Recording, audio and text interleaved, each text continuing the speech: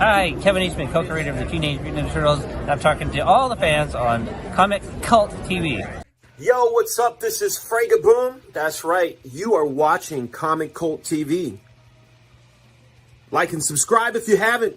Do it now! What's up, Spoiler? What's up, Comic Cult Nation? How's everybody doing on another fine Monday Comic Cult Reviews? What's going on, Spoiler? You want to get nuts? Let's get nuts. I show them a lot of nuts today. Agree to disagree. This is going to be an interesting one again. I have a feeling. I like it. It's going to be a fun conversation. Yeah? Yep. Just like the last one. Dude, on a side note, Go what ahead. I just discovered today, you have HBO Max? I do not anymore, no. That's too bad. They've done Watchmen, the motion comic. They take the original art, the panels, all the dialogue, everything verbatim, and they bring it to life with a narrator. That's a game changer. That sounds cool. That sounds really good.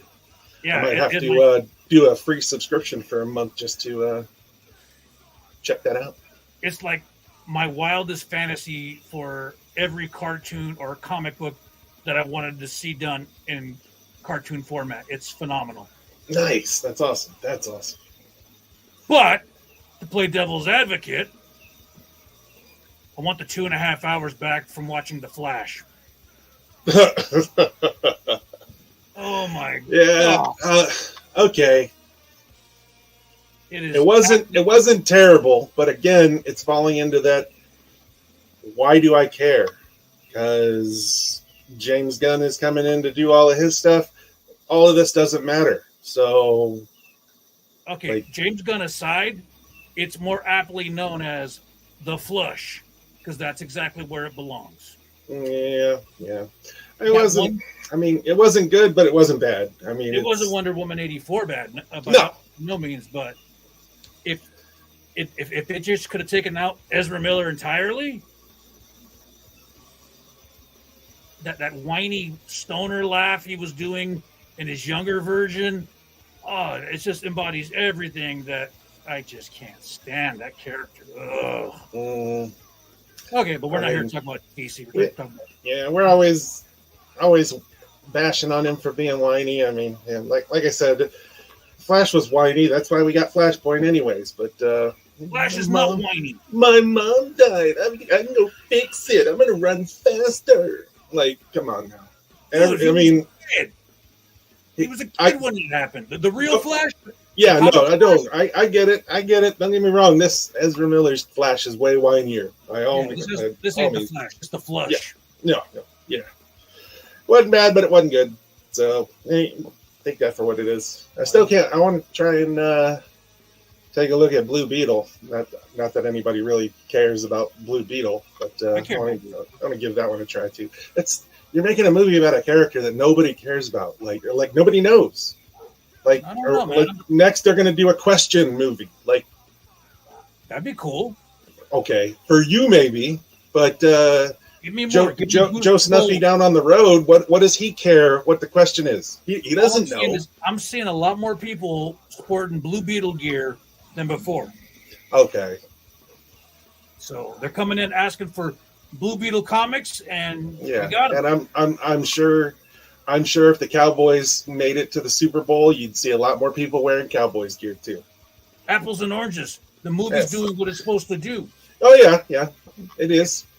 But bandwagon is a bandwagon. Hitting a new demographic in the sales market. Yeah. All right, here we go. We ready? We're going to talk about a little bit about this. The August challenge. We did challenge you. This is the second to last episode in the challenge series for August. We got Hot Takes Tuesday coming tomorrow. That's going to be the last of the clues. You'll have 48 hours to go ahead and either email comicculttv@gmail.com your one and only guess and hope that it's correct, or send it to the Messenger, Facebook, Comic Cult TV, your one and only correct answer. Okay? And then you'll get on the challenge wheel like we did in July. And the question is, name that comic book character. All right? I've given more than enough clues at this point. Like, I don't even understand how there's only one person that I know of that has it already. Tonight should be almost a giveaway. Like, tonight's show is a straight here. I'm handing you the answer. Maybe people don't want the first appearance of Spider-Boy. I guess not. I mean, a slab is a slab, though. So, I mean, whatever. Easy $100. Yeah, minimum. whatever. So I don't get it. I don't either. But here's the reward that you're going to get if you make it on the reward challenge wheel this Dirty Dozen this Friday. Thursday. 31st. Thursday, the 31st. That's right.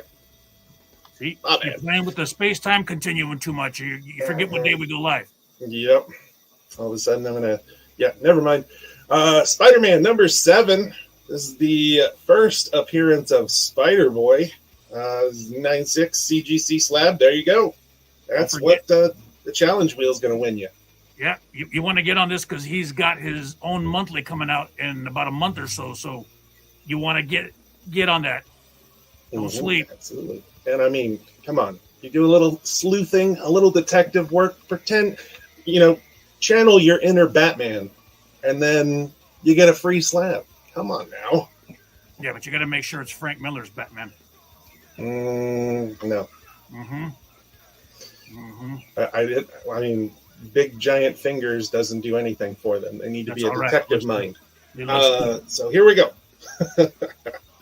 All right, so Monday, Comic Con reviews. Here's what we're going to be reviewing as per requested by the Comic Cult Nation. Was it James requested this? Hey, there we go. Fantastic Four number 10. Okay, there's the nice, cool little Alex Ross cover. Let's take a look at some. Here we go. Fantastic Four number 10. Thousands of years ago, a desperate alien race built a colossal sleeper ship, an ark, if you will, to escape their dying sun. Setting a course toward a new and distant world, a single volunteer was to be awakened from stasis every 100 years to serve as their protector and caretaker, before finally training the next one. But something has gone horribly wrong. The ship's engines have failed, and the Ark is trapped in a dark void, infinite, silent, and deadly, where even the light of stars can't enter. The newest caretaker awakens to an empty ship. His predecessor's body lies decaying against a bulkhead beneath monstrous images of impossible beings drawn in blood. And the horrifying vision of an alien on fire hovers outside the ship, as the bang of rocky fists on the hull echoes throughout the darkened hallways. This is written by Ryan North, art by Leandro Fernandez. This released on August 2nd, 2023, so not that long ago. Nope. There's cover A, Alex Ross cover. Pretty nice. Beautiful. Yep. We also got the Chemically Gods variant. Doing the whole... This does actually have a page from that Gods storyline, the Jonathan Hickman story. The Clark variant's pretty good, and then the 1 in 25 Asrar variant. Yeah. What happened to Sue? Yeah, I don't know. The face is a little weird. You're right. A lot of weird. Mm-hmm. All right, so you all know how we do this. We go over some talking points: the good, the bad, the ugly. We gave you the summary right there. Let me go ahead and pull up my notes, see if I had anything else for the summary. Okay. When I read this solicitation, I wasn't really sure what I was about to get myself into. I haven't really ever been a Fantastic Four super fan, so I'm not really up to speed on this run. With that being said, let's go ahead and just dive into this review real quick. The talking points. We do the good, the bad, and the ugly. All right, those three things. And then at the end, we kind of wrap it up with our final thoughts. And give it a score. I score it 0 to 10 nuts. Spoiler scores it 0 to 10 masks. So you'll kind of see what we think of this book. Let's start off with the good. Here we go.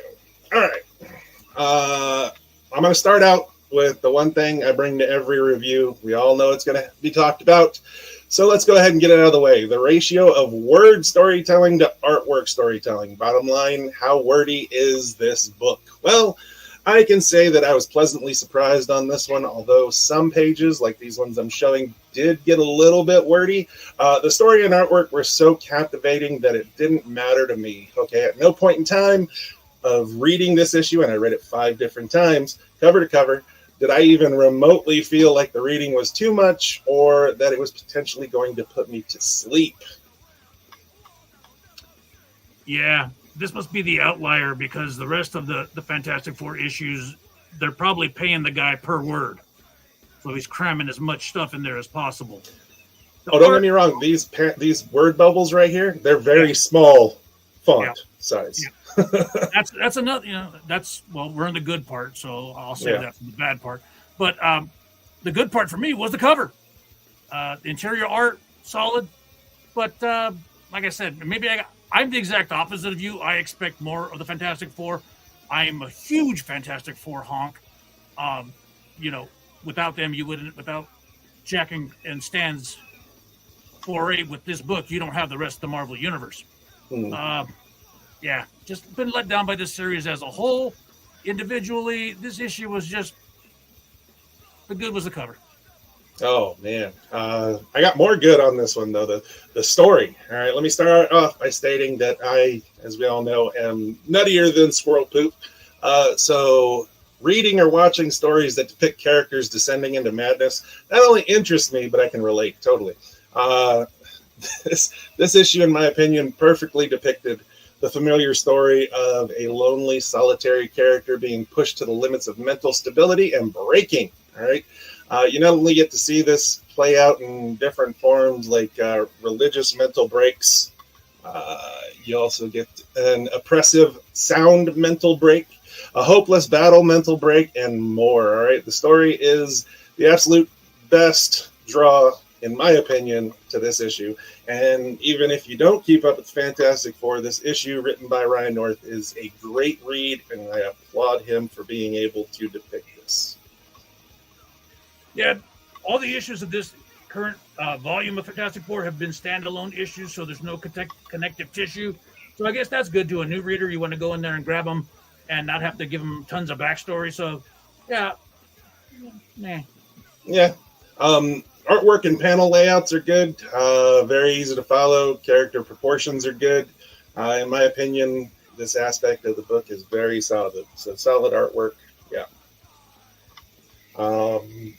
Now we're going to roll into some bad. Okay. And pretty much just kind of what you were just talking about. All right. First of all, I really struggled to try and find an overall bad thing for this issue. Okay, I landed on the fact that this more seems like a one-shot story than a continuation of a series. Okay, like I said, I don't keep up with Fantastic Four much, but this didn't seem to have any overflow story from the previous issue or a story that can be connected to the next issue. In my opinion, not an overly bad thing, but one-shot stories are great. This one proves that but if I jumped into this issue, what is enticing me to keep going or finding previous issues? I mean, other than an awesome one-shot story here, I can't find anything to bring me back for the next issue or hunt down the previous ones. It's just, where's 9? There's 11. It's 10's one shot, and you're just saying they're all one-shots. And I think it is what it is. I don't really...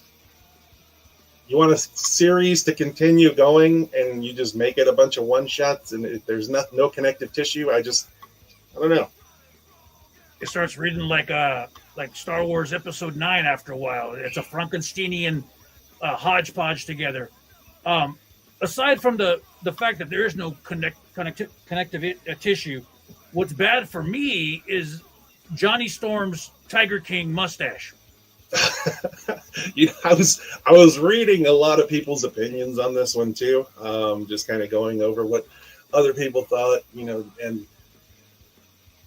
honestly, the 70s P stash, everybody seems to dig it. Well, then, again, I'm in the minority, and that's fine. Yeah. I'm not digging that. That's not Johnny Storm, man. I mean, Yeah. He's Chris Evans. That was the perfect embodiment of Johnny Storm, and Johnny, not Tiger King. Yeah. Gross. Yeah. That's funny. I literally was just reading something before we started about his mustache. That's funny. Really? They like it? I didn't have an opinion on it one way or another. I was enthralled by the entire story. I wasn't really paying attention to his mustache or anything like that. I really liked reading the story. Well, to me, it's a glaring detraction because I see this blonde guy with that stash, and I'm going, okay, I know this is supposed to be the Human Torch, but that's not the Human Torch. So what the? Yeah, I get it, and that's probably stems from the fact that you keep up with the Fantastic Four, and I really don't. Yeah, it's clobbering time, baby. Yeah. Moving on to some ugly. All right. As with the bad section, okay, the ugly section is a bit tough for this book too. Okay, I landed on something that I thought was ugly, but it was ugly in an awesome way. All right, this is a point in the story that kind of has like a timey-wimey, wibbly-wobbly thing going on, and it's a bit messed up. All right, so we get to see Sue materialize in a very awesome and ugly way, like this. All right, in my opinion, this fit the story perfect, and I enjoyed seeing this transition. Like that's awesome. There wasn't really anything ugly though. This is the only ugly thing that I could say, but it's awesome ugly. I don't mind seeing the skeletal bones and stuff. It's when they start getting into the organs, that's when I get. Yeah. Yep. But yeah, this is ugly. It's not as ugly as Johnny's mustache. Yeah, I mean, I didn't really have an opinion on it, but I could have probably thrown that on here too. Hey, you know what else is ugly is the fact that we're not getting enough likes on these videos. So please hit that like button. For real. All of these need to have a whole bunch of likes on them if you're wanting to participate in the monthly challenge wheel. You got like all of them in the August challenge series. And I have been doing a playlist, so just jump on there. Tomorrow night's episode, Hot Takes Tuesday. That's the last one. You're going to have all of your clues. You'll have less than 48 hours, all right, to get your guesses in to one of those two areas, and you can watch them all over again. Nice, awesome setup for playlist. Ted Bussin. All right. Dead ass. I don't know. Mm-hmm. I don't know. See what happens when I go to the mall one day? Yeah. All right. So let's break down some final thoughts here, okay? The story, I can't say it enough, okay? This was an absolutely great read, in my opinion. The psychological tone to the story was great, and I fully recommend reading at least this issue, okay? The artwork, like I said earlier, good artwork, good panel layouts. The art complemented the story very well and depicted the various characters' struggle and descent into madness very nicely. I dug it. All right, so with all of that taken into account, I have to go ahead and give Fantastic Four number 10 8 nuts out of 10. Okay, again, I would absolutely recommend reading this issue, even if you aren't into Fantastic Four that much, because it is a really great read. 101% recommend. Holy Jeebus. 8 nuts? Yep. You really are nuts. That psychological aspect, man, like the first college I went to, I was studying psychology. And with me being nuts anyways, yeah, it was just a great read. I loved reading all of them just slowly going crazy. It was awesome. Well, I, on the other hand, I love the Fantastic Four. I had the stupid Herbie toy. And what's Herbie? It was an acronym for a toy that was made specifically for the cartoon series back in the 70s because they were and they replaced the Human Torch because they were fearful that little kids would start lighting themselves on fire. They gave you Herbie. So I love Herbie. I love the FF. I love the Baxter Building. I love the Mailman. They deserve better. It saddens me almost because you see these awesome Alex Ross covers month in and month out, but nobody's taking the clickbait because that's exactly what it is. You open it up and you're not getting Alex Ross level work. You're not getting near that. But yet here I am, because I'm a glutton for punishment, getting every issue, reading every issue, and just hoping for more, hoping for a better Fantastic Four that we deserve. With that said, I had to give it 5 masks. Only, and 4 of those masks are going to be because of the Alex Ross cover. Yeah. Nuts. Damn. I think it's fallen short because it's the whole one-shot thing, man. It's just a series of one-shots. There's nothing like a connecting long story. For you possibly, me personally, it's the wording. It's like I said, this must have been the outlier because issues 1 through 9, there's just too much damn exposition and dialogue in there. I get it. So that really detracts from it. And that's not to say that, back in the old days when Byrne was on it or Walt Simonson was on it, they didn't get loquacious with the words, but it was specifically with Reed. And you expect that from Reed, not from Johnny, not from The Thing, not from Alicia Masters, I wouldn't even say this is really an outlier for what you're talking about, because this one did have a lot of words in it. It just, for me, I didn't notice it as much because the story was so good to me. Okay. Agree to disagree. Just 2 nerds talking about comics on the internet. Don't cancel us. Absolutely. I mean, So that's it. Go ahead and send us what you want us to review next time. All right. Sound off in the comments. What do you want to see us review? We will go ahead and kind of depends. If it's something that's just comes out this week, we probably won't do it because you got to go ahead and pick it up yourself and go ahead and form your own opinion before we do. But if it's a little bit older, then by all means, throw it out there. Let us know what you want us to talk about. Get our opinion on. You need to do a Hawk Girl? Oh, yeah, we need, oof. Hawk Girl, #1. Yeah, they're already on issue 3, so I think enough time has passed. Yeah, I think enough time has passed. Post-mortem. Yep, get the executioner ready. All right. Look at that. Don't be thinking about it. Just do I know, right? You just do it. Just do it. There's go ahead. All that stuff, the Comic Cult TV stuff, the Comic Cult HD stuff, everything. Check it out. Whoa. What is that?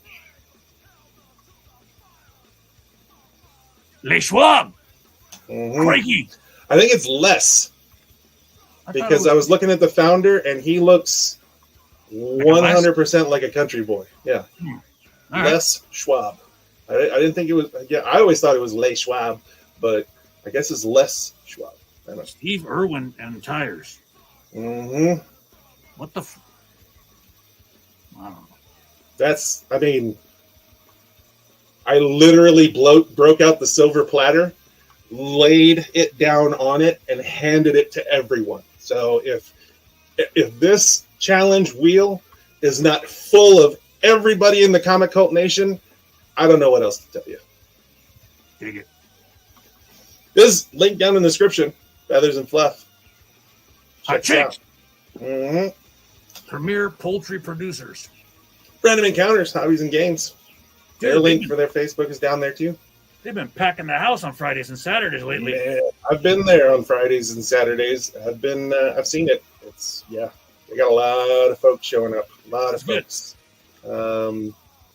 Lorcana too. Don't remind me. I like it. It's a really fun game. Yeah, I think I'm going to make a red deck with Tigger and who's that other jackass? Gaston. No one's big like Gaston. No one's strong like Gaston. No one's got hair like Gaston. Gaston doesn't have any lore either, though. So I didn't say he was going to be the main lore guy, but he's a good dummy out there. And Tigger! Yeah. I like He'll Tigger. do what Tiggers do best. Tigger's pounce. I like double go. Time to go. Don't forget Hot Takes Tuesday tomorrow. Yes, Hot Takes Tuesday tomorrow. Again, I know we should have probably said it earlier. We had been doing some live shows these past couple of weeks for the review. But as you can see, we probably weren't talking to you this whole time. It was filmed in front of an AI audience. Take it. Yeah. So we ready? We're about time. Shaka bra! And as always, later, Comic Cult Nation. Later.